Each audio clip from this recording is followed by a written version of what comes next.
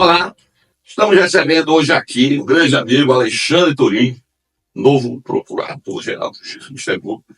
Sempre foi um prazer muito grande receber. Eu sei que tu deve estar aí numa correria agora imensa, né? É um desafio.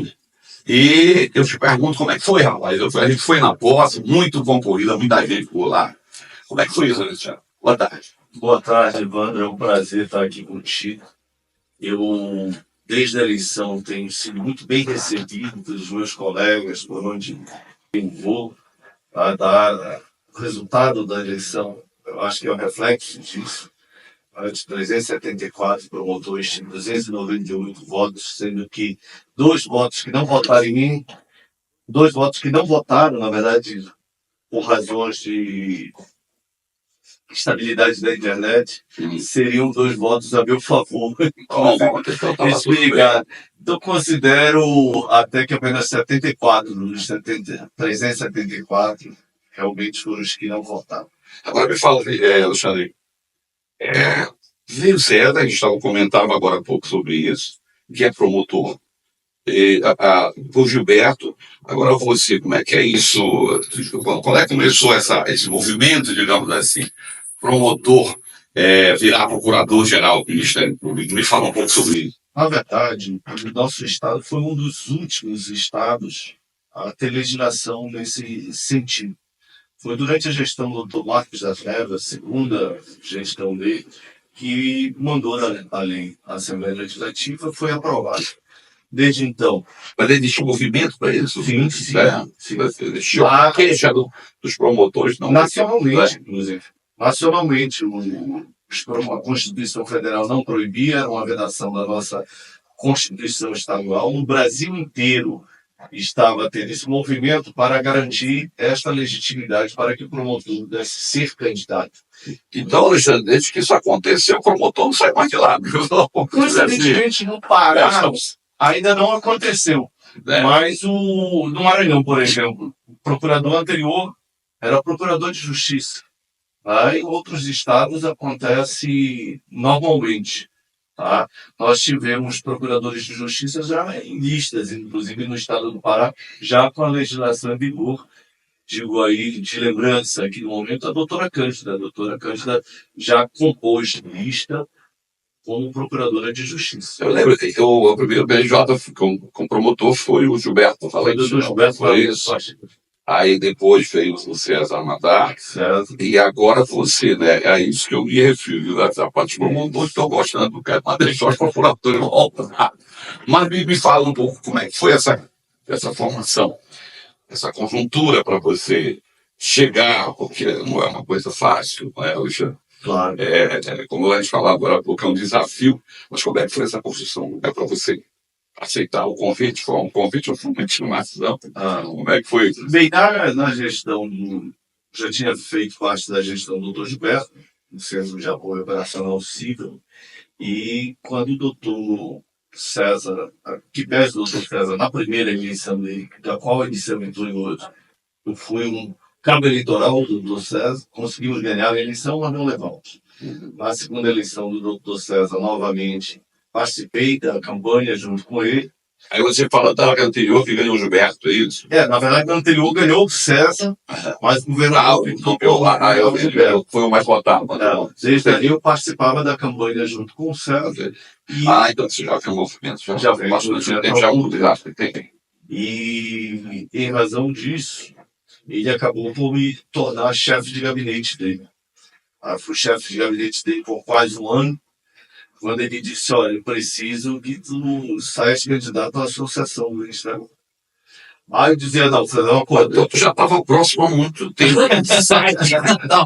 Mas até para ir para a associação, eu dizia para ele, vocês, eu estou tão bem aqui, a gestão está perfeita, aqui eu tenho liberdade, aqui eu tenho contato com os colegas, deixa eu ficar aqui. Aí ele disse, não, o teu momento é agora, tu vais ser candidato a presidente da associação.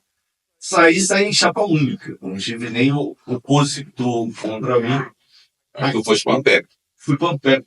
Acredito ter feito 2 anos de uma gestão espetacular. onde conseguimos mudar estatuto. Eu gosto dessa modéstia, eu gosto dessa modéstia.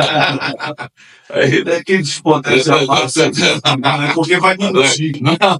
Eu tenho total ausência de modéstia. Eu prefiro falar realmente do que mentir. Mas, enfim, fizemos mesmo. A nossa gestão foi reconhecida. A minha gestão, olha a modéstia de lado, tá? Ela foi melhor do que a gestão do César Lampep. E ele sabe disso. Ele reconhece isso. Acho que fiz uma das melhores gestões Lampep. Porque tudo depende de conjuntura também, de momento, né? Tudo de momento. Cada um vai passando, deixa sua contribuição e por aí vai. Claro. Reconquistamos local de fala dentro dos órgãos colegiados do Ministério Público. Reconstruímos sede campestre. Fizemos vários eventos, conseguimos fazer publicações de livro. Foi espetacular. Terminada a gestão, elegemos a doutora Ana Maria. Ela conversava com a gente, ela foi a nossa entrevistada anterior aqui, e ela falava justamente desse fortalecimento, falou do teu mandato, né, à frente da Ampep. Mas continuando, você falava que da parte daí, aí você, de lá você já foi para chefe de gabinete do César. Não, antes você fez gabinete, depois fui para a Ampep, onde fiquei 2 anos. Saí da Ampep, voltei para a minha promotoria, mas antes de sair, quando chega naquele ano, que é o ano de eleição, já começa toda uma discussão e, claro, a oposição começa a surgir. A oposição veio contra mim na associação. Uma oposição boa, tem que te perguntar, de que é um bate-papo. A oposição boa, mas tem muita porrada, tem muito. Tem, mas mas são oposições respeitosas. São as oposições até onde você viu, até onde chegou aí. Alguma coisa, porque assim como tu disseste agora, tu já estava há muito tempo nisso. Conhece o jogo, né? Conheço o orçamento do Ministério Público, conheço licitação. Eu procurei estudar isso, inclusive. Até no debate que nós tivemos, eu vi meus opositores falando de orçamento sem a menor noção. O Ministério Público não é uma instituição privada. O ser gestor do Ministério Público não é meramente ser promotor. Eu te confesso, tu já me conhece do lado da improbidade, que serviu até para ensinamento para mim dentro da improbidade. Eu via situações ali que eu chegavam altos preços, tudo, eu já ia para cima sem querer nem saber, e entrava com ação, e apertava. Hoje, após ter passado pela gestão do Ministério Público, e te dou um exemplo, quando chegaram os notebooks, que eu fui ver o preço, eu digo, cara, isso aqui está mais caro do que se eu for ali na loja da esquina e comprar esse notebook. E aí eu já conheço licitação, fui lá ver os papéis, tudo, e estava tudo direitinho. Era menor preço. Então isso me deu um ensinamento particular que, quando acabar a minha gestão agora como Procurador-Geral de Justiça, certamente eu vou voltar com uma cabeça muito mais madura para a minha promotoria de defesa do patrimônio público. O que não quer dizer que eu vou levar a cara de ninguém. Não, com certeza. Agora você falou, aí você voltou para a tua promotoria, aí começou esse movimento, aí olha, vamos, você vai ser candidato. É isso. Foi uma construção, uma conversa. O César te chamou e olha, você tem que ser candidato. Quando eu fui para a Ampep, o César já me dizia: o que vai me suceder, tu tens que ir para a Ampep, porque na Ampep tu vais fazer o trabalho e vais construir a tua candidatura. Então, na verdade, não é uma coisa que você decide naquele ano, é uma coisa, e requer uma decisão em termos de família, que a gente renuncia muito à convivência familiar para ocupar determinados cargos. Eu vi na tua posse lá, tu fazendo essa referência, a gente tem que pedir desculpa, tem que fazer uma escolha, né? Seguir um caminho. E a família, nesse momento, fica de lado, né? Mas aí foi tudo certinho, deu. Combinou, vamos para cima. Vou concorrer. A partir daí, aí fosse mais votado, não é isso? Né? Fui mais votado, como te disse, dos 374 votos, tive 298. Dos 372 que votaram, tive 298. Tive um reconhecimento espetacular pela classe, da qual preciso honrar. Eu preciso mostrar para essa classe um Ministério Público independente, um Ministério Público forte, o Ministério Público popular.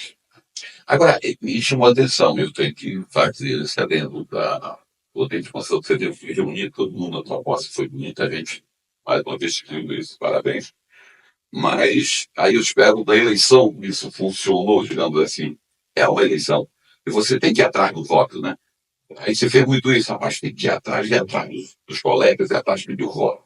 Isso tudo foi feita essa construção. Eu te diria que hoje nós estamos em quase todo o estado do Pará.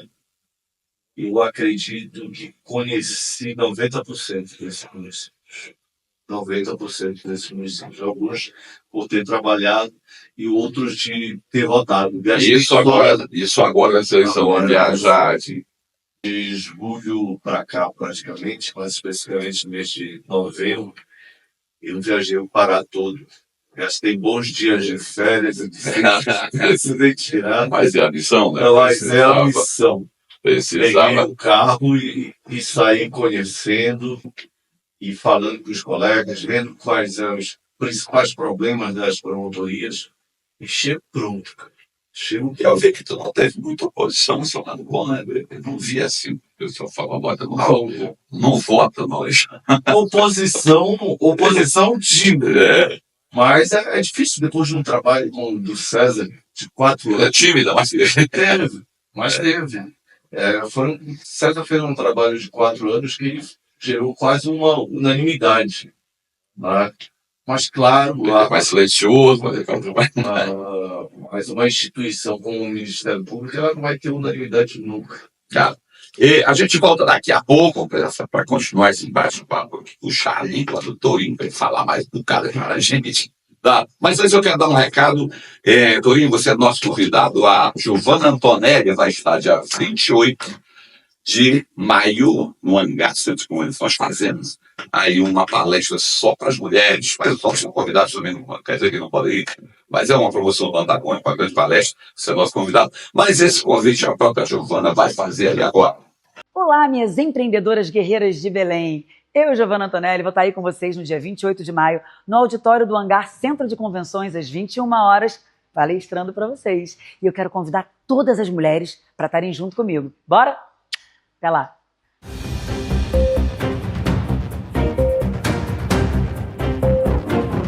De volta aqui na entrevista com o Alexandre Torinho. Torinho, mais uma vez, obrigado. Teve que largar aí teus compromissos, deve ser muitos agora, já eram muitos anos agora, então. Eu quero antes convidar vocês, todos os amigos do Antagônico, lembrando que esse programa, o Antagônico Entrevista, é uma parceria em parceria com a Rede TV, todas as quartas-feiras. E eu quero convidar todos para o aniversário do Antagônico, você, Torinho, é nosso convidado, tá? Dia 14 de agosto, lá no Mangueirão, um grande show com Paulo Ricardo e Raça Negra. Estamos todos convidados. Vai ser uma grande festa, tá? E a gente retorna agora. Vamos retornar a conversa aqui com o Torinho, agora procurador-geral, por isso que agora, olha, quase já era, só tem que sentar na cadeira, mas tu já estava exercitando isso há um tempo. Quais os desafios agora, Torinho? O que você pretende já? Que você já acompanha desde da gestão aí, do pouco de Ampere e a gestão do César. O que você pretende fazer e quais os desafios a serem enfrentados agora, nessa gestão? A nova gestão. É evidente a todos, especialmente quem trabalha no Ministério Público, o trabalho que o César Haddad fez. O maior desafio é superar o César. Assim como o desafio da doutora Ana, que esteve aqui contigo, vai ser me superar, e ela vai me superar, que ela é muito boa. Tá? O desafio é superar o César. Mas eu tenho que entregar o Ministério Público à sociedade, que é quem nos paga e nos paga bem. Tá? Então, para levar o Ministério Público cada vez mais à sociedade, para estar a serviço, nós estamos criando alguns grupos de atuação.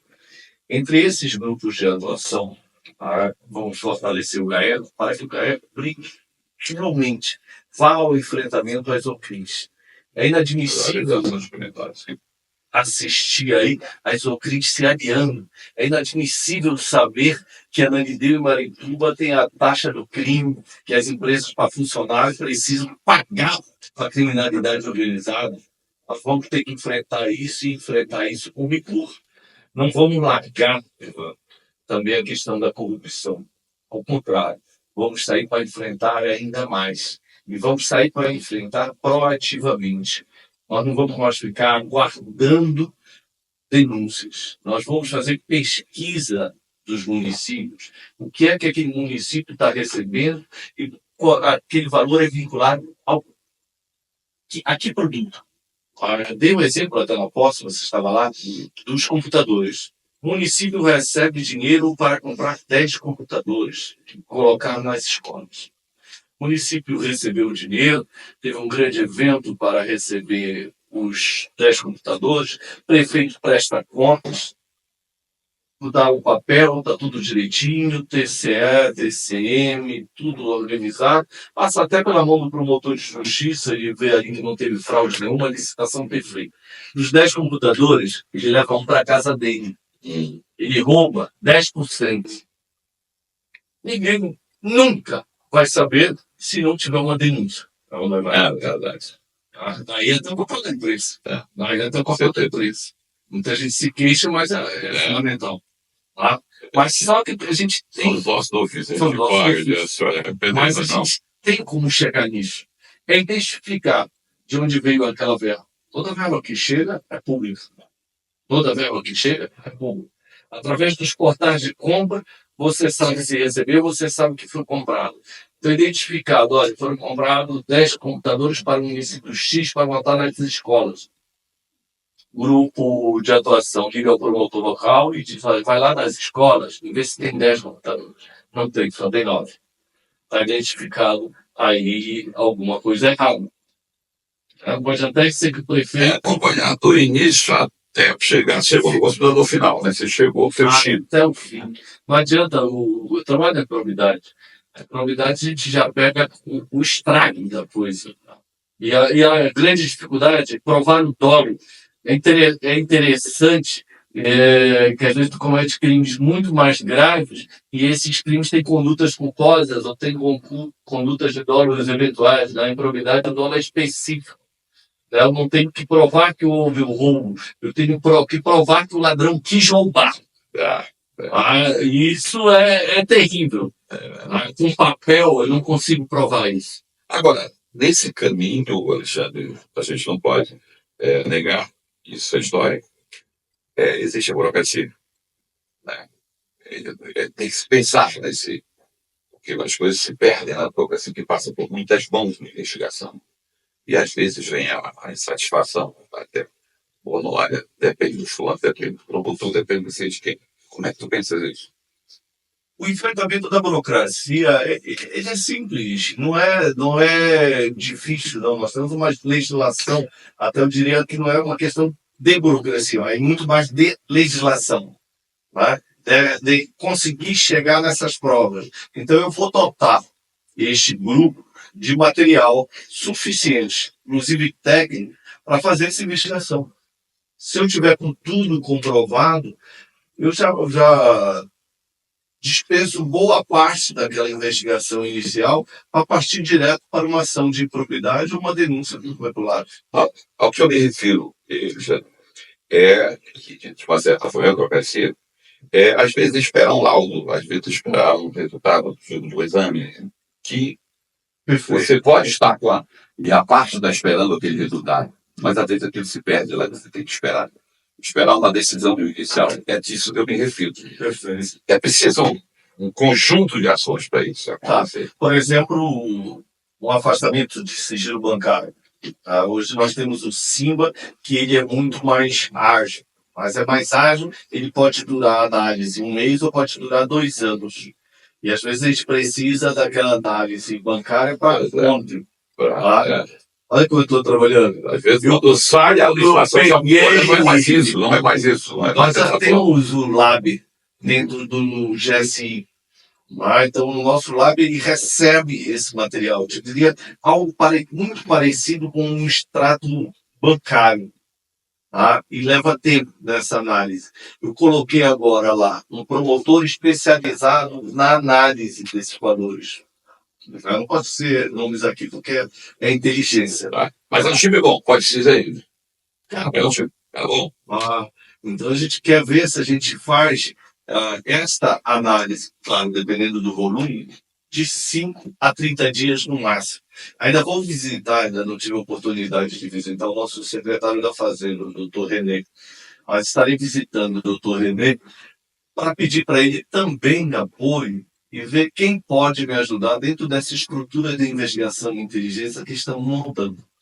Centro de Perícia Renato Chaves, porque a perícia não é só de... Hoje é interessante porque às vezes você tem um furto de celular e pega o Renato Chaves para te esperar uma análise de celular, demora muito. Falta de estrutura. Então a gente vai começar a trabalhar e trazer um destacamento do Renato Chaves para dentro dessa nossa estrutura de investigação. Isso eu me refiro, que você agiliza, faz a coisa andar. Né? E principalmente priorizar. Quando tu trabalha com corrupção, crime organizado, tu não vai acabar a corrupção no mundo. Crime organizado, e assisti uma palestra certa vez com um doleiro da Lava Jato, que ele dizia, olha, quando vocês chegavam aqui, nós já estávamos 1 quilômetro à frente. Tá? E é verdade. Então não adianta eu achar que eu estou trabalhando, que eu estou trazendo coisas novas, que eu estou trazendo material novo. O César já fez um investimento espetacular na área de inteligência agora, o momento é de utilizar esse investimento.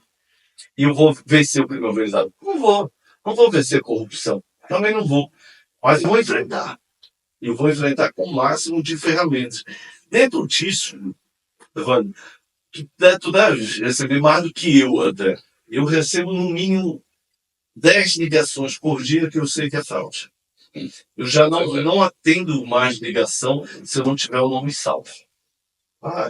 Algumas até são bacanas, porque dizem, olha, você acaba de ganhar 200 mil vídeos, né? Tem 500 mil reais para receber. Tem aquelas autorizadas pelo governo. E isso, a investigação, nós temos cyberguerra pelo Brasil. Tá? Mas o nosso tem uma ideia muito mais inovadora. Nós não vamos tratar isso como um crime isolado. O nosso cyber, ele vai ter que ir além. Ele vai ter que pegar a coisa e fazer um tratamento de crime organizado. Por quê? Te roubaram 1.000. Cara, dificilmente vai recuperar. Desculpa a nomenclatura roubo, estou usando nomenclaturas populares, tá? Mas te subtraíram, se apoderaram de 1.000 reais. Tu consegue pegar, tu consegue identificar um sujeito, leva para a justiça, aí daí vem aquele negócio, a polícia até prende, mas a justiça só... Tu não consegue manter preso hoje ninguém mais por estelionato. Não consegue manter preso ninguém por estelionato. Mas vindo para cá, tive notícia da liberdade de um grande estelionatário aí, né, tu deves saber já, da qual eu já liguei no GAECA e digo, prepara o recurso. Prepara o recurso. Tá? Porque tu não consegue manter ninguém preso muito tempo por estelionato. Então tu tem que buscar essas fraudes por organizações menores. Aquilo que eu estou te dizendo são duas questões. Você enfrentar a criminalidade é uma coisa, e conseguir manter os maus presos é outra. E essas coisas, quando o cara sai, ele vai atrapalhar a investigação. Ele vai fazer de tudo para complicar mais ainda. Então, às vezes o risco, né? Essas pessoas poderosas aí que você nem sabe de onde veio, o dinheiro está fora. Então uma liberdade dessa aí de, às vezes, uma liberdade para ir visitar a família é suficiente para o cara se manda. Mas aprendeu o passaporte. Para mim, entrar nos Estados Unidos, eu fico lá naquela fila, tu fica lá naquela fila, para o bandido passa ali naquela fila rápido. Você vê uma coisa, nós temos esse estado de dimensão continental, vamos falando de assassinato. Eu conheço casos de pistoleiro, cara que mata por prazer. Que ele saiu 3 vezes ou 4 vezes nessa saída de Natal, não sei do que saiu, não sei de quando. Em todas as vezes ele matou. Então, é preciso olhar isso, né? Se você for ver. Então, os caras saber, e os caras que olha, não, vai atrás do cara que ele vai sair agora, a gente vai fazer aquele cara agora. Nessa saída, isso sempre aconteceu. Parece que ele está preso agora. Não vou citar não. Mas isso acontece muito. Eu tive uma situação interessante, me desculpa até a informalidade, eu era promotor bate-papo, e era promotor também de execução penal. Lá em uma das séries temporárias que não está em discussão, é de lei, é a lei, ninguém culpa o judiciário, inclusive por isso, tá? Nem um juiz. Mas chegou do diretor do estabelecimento, na lista, aí eu resolvi olhar processo por processo de execução penal. Lá eu vi um bom comportamento, eu fui ver a história do sujeito, o sujeito já tinha sido pego com droga, o sujeito tinha um passado extremamente criminoso. Cadê o teu, Breno? Cadê o teu? Eu disse, não, mas eu tava sendo. O processo estava todo direitinho para ir no bolo na saída da temporada. Aí eu puxei, eu disse, esse não. Esse não. Esse aqui vai ficar, pelo menos dessa vez ele vai Dessa vez ele vai ficar, mas a verdade é que a legislação é cada vez mais favorável. Hoje o nosso regime aberto é quase com nada jurídico. E no futuro, o semiaberto poderá se tornar um nada também. O que você falou no início, quando você começou a falar em criminalidade das OCRIs, hoje você fala em TCC e Comando Vermelho, por exemplo. É necessário que haja um combate eficaz, porque realmente numa capital como Belém, por exemplo, já existem vários bairros. Estão no toque de recolher, ele manda fechar estabelecimento. O camarada hoje teme por abrir um comércio, abrir um negócio, porque ele sabe que vai ter que pagar taxa, ou não vai funcionar. O que você pensa nessa questão? Como combater isso? Nós precisamos, para combater organizações criminosas, a gente precisa também estar organizado. Tá? Porque senão nós vamos chegar naquele mesmo erro que eles chegaram quando eu falo aqui do estelionato. Tu tens que fazer investigação de inteligência. Não adianta hoje, por exemplo, no tráfico de drogas, não adianta mais tu prender. Prende um, vem o outro.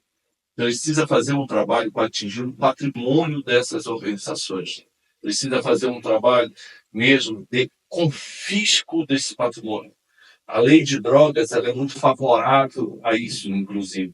Então, a gente precisa trabalhar nesse sentido. Para que você trabalhe nesse sentido, tu precisas trabalhar com inteligência. E daí que a nossa área de inteligência está sendo fortalecida para a gente fazer esse enfrentamento a essas organizações. Esse é um ponto importante, nevrálgico. A gente volta daqui a pouquinho para falar mais sobre esse tema com Alexandre Torim.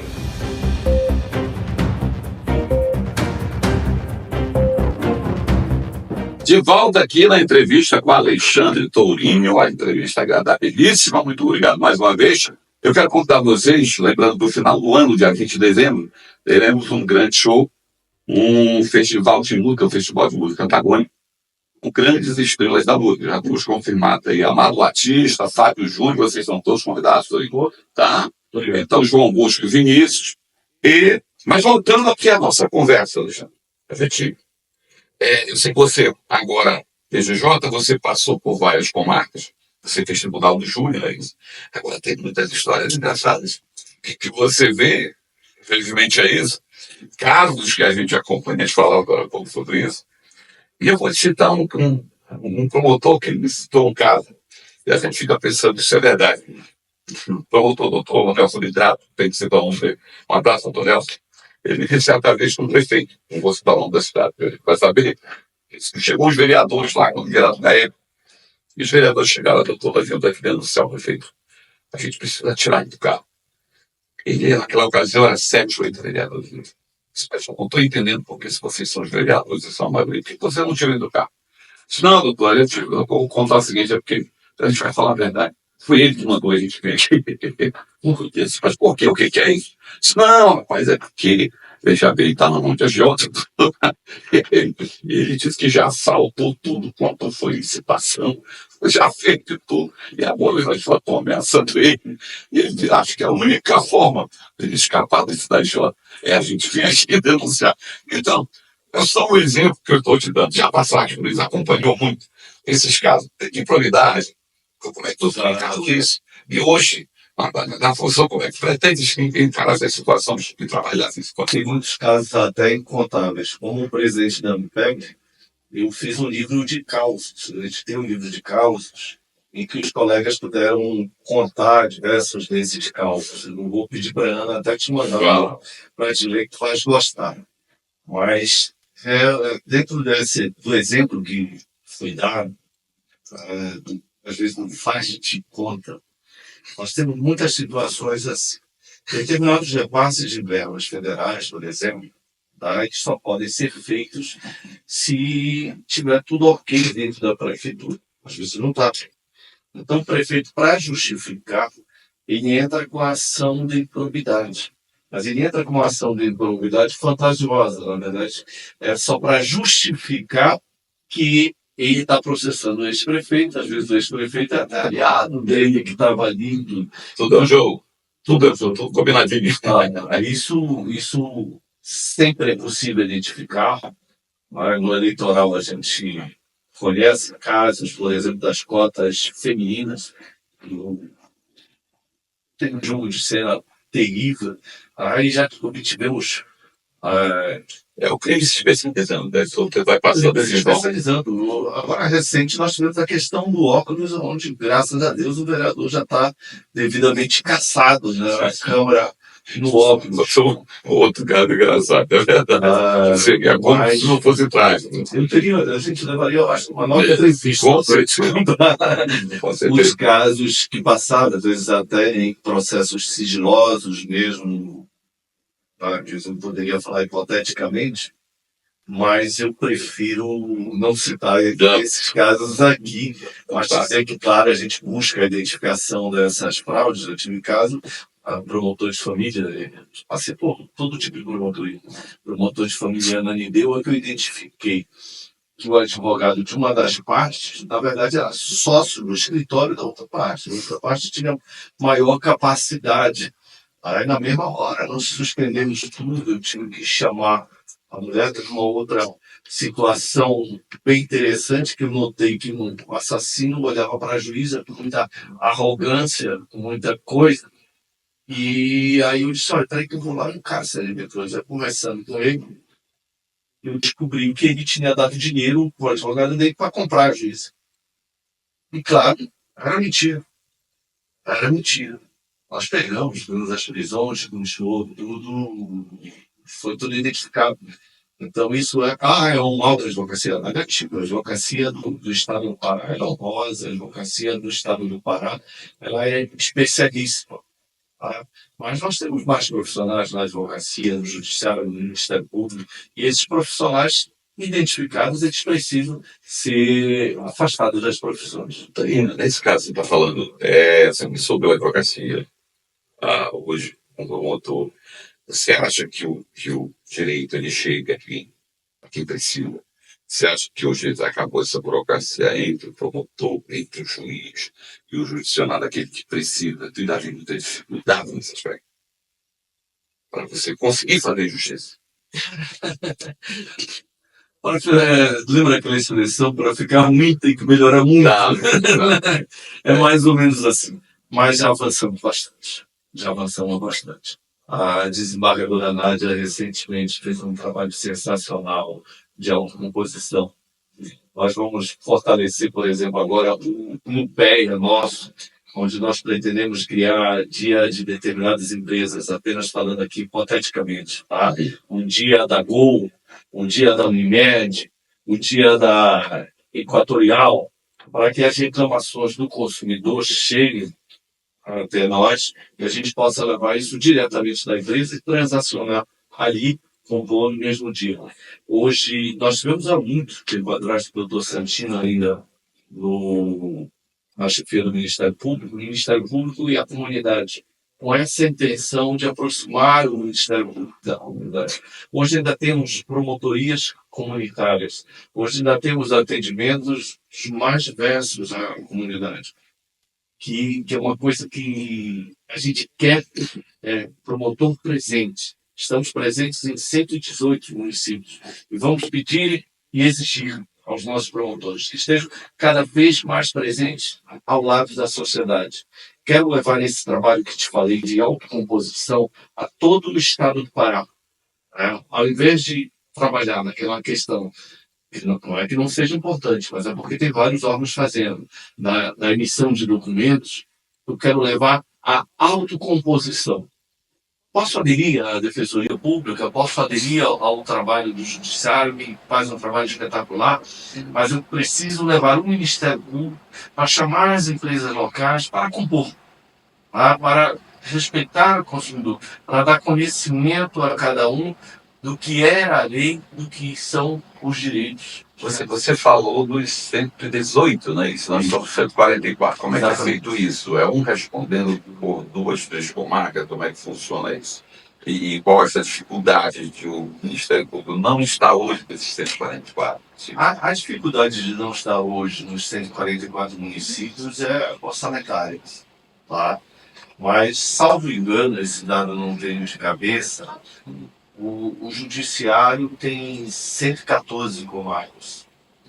A Judiciário tem mais promotor do que juiz? Não. Menos promotores do que juízes. Mas nós já temos, nos municípios, e isso é histórico, sempre foi assim, tem lugares em que é termo judiciário. Tá? Esses lugares não têm o juiz, mas tem o promotor de justiça lá presente. Pois é, nesse caso, para quem está nos assistindo, não pensar que em tal cidade está sem promotor. E o que você diz é que tem promotor que responde, digamos assim, por várias questões, uma dessas que você colocou, mas não é que ela esteja sem a figura do Ministério Público, é isso. Algumas cidades elas não têm mesmo a promotoria da cidade. Terra Alta, por exemplo, não tem a promotoria de Terra Alta. Terra Alta está ligada em Curuçá. Pois é, isso que eu me refiro. Aí o promotor respondendo que é responsável por Terra Alta, ele que faz o atendimento de Terra Alta. Né? Mas o que a gente quer chegar? Vou conseguir chegar em 2 anos? Com o orçamento? Nunca. Você passa por orçamento. Mas o César começou com 114 e chegou aos 118. Quem sabe eu não consigo entregar com 122. Aí o outro colega que vem mais na frente chega aos 126 e até que a gente chega um dia no mundo ideal onde a gente vai ter promotor em todos as distâncias também são preponderantes nesse caso. Não são. Mas o Marajó, por exemplo, como é que se vira hoje para você imaginar que as distâncias são? Trabalhei no Marajó, mas hoje no Marajó nós só não temos promotoria em Santa Cruz do Ararim. Todas as outras cidades nós já temos promotorias. Ocasionalmente, claro, por uma questão de licença, uma questão de transferência, de remoção, não tem um promotor ali. Aí o promotor de Salvaterra, ele estou em Paranajás e por aí vai. Mas se eu te contar a história, aproveitar essa toda formalidade, claro, tem mais vontade. Eu era de Cachoeira, aí me ligaram para fazer um júri no dia seguinte em Ponta de Pedras. Aí não tem como.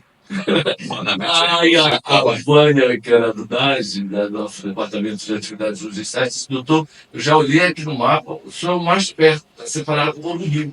Aí disse: mãe, é verdade. Inclusive a casa do Ministério Público aqui, que hoje é onde funciona a nossa sede, ela é na beira desse rio, o Rio Arari.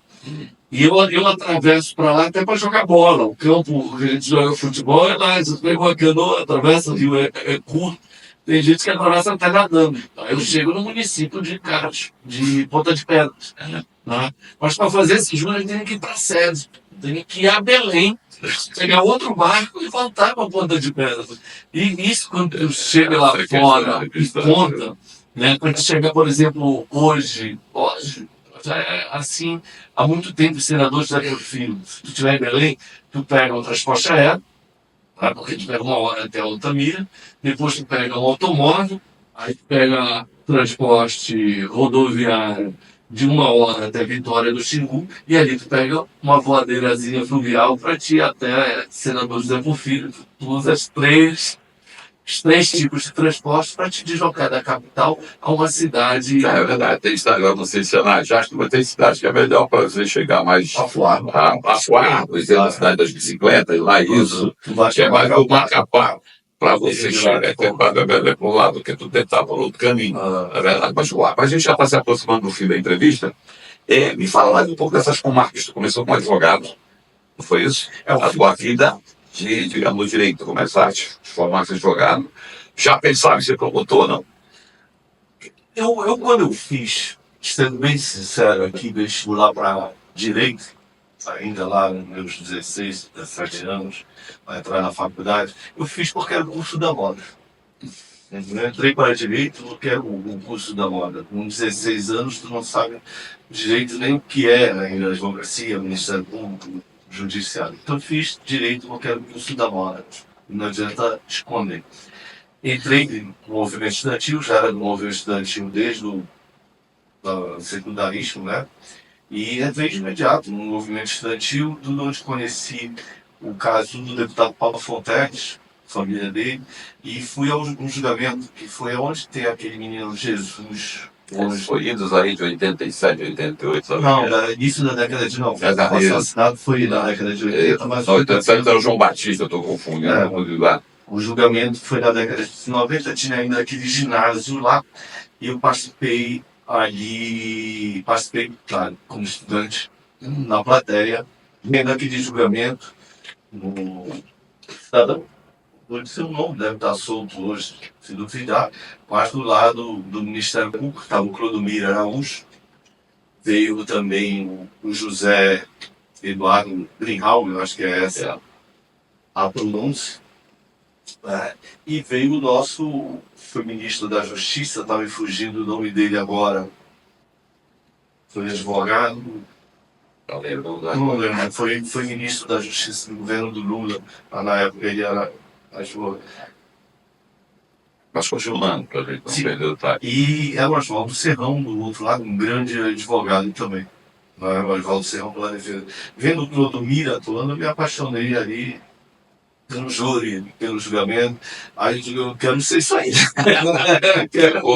Eu quero ser isso aí. Mas eu vou ser promotor de justiça. E após, claro, se forma eu consegui passar. A minha prova foi a primeira prova da OAB, até então você fazia aqueles anos de estágio e já ganhava a carteira. No ano que eu estava, no meu último ano, disse, olha, agora eu tenho que fazer prova. Graças a Deus eu fiz a prova ainda na faculdade, consegui passar, atuei por 4 anos. Fui advogada do Paysandu Esporte Clube. Ninguém é perfeito. Ninguém é perfeito. Eu sabia que ia chegar lá. Torinho, a conversa demora aí pra gente conversar todo dia, levar 2, 3 dias. Foi um prazer imenso te receber aqui. Eu espero que você volte, assim que for possível. Sucesso na gestão. Eu tenho certeza que você tem muitos planos aí. E a gente deseja ter um sucesso absoluto. Eu quero deixar as câmeras agora para as tuas considerações finais. Para quem está nos assistindo. Primeiro, te agradecer. Tá? Dizer que o Ministério Público é um verdadeiro sacerdócio de todas as profissões.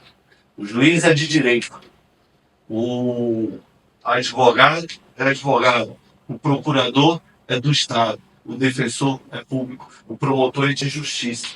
Nós, do Ministério Público, só temos um único compromisso, que é com a verdade. E cabe a nós buscar essa verdade mais do que nunca. Se o juiz está restrito à verdade dos autos, a advocacia, com respeito à ética, à verdade do seu cliente, nós não. A nossa verdade é a verdade verdadeira, é a verdade do povo, é a verdade da sociedade.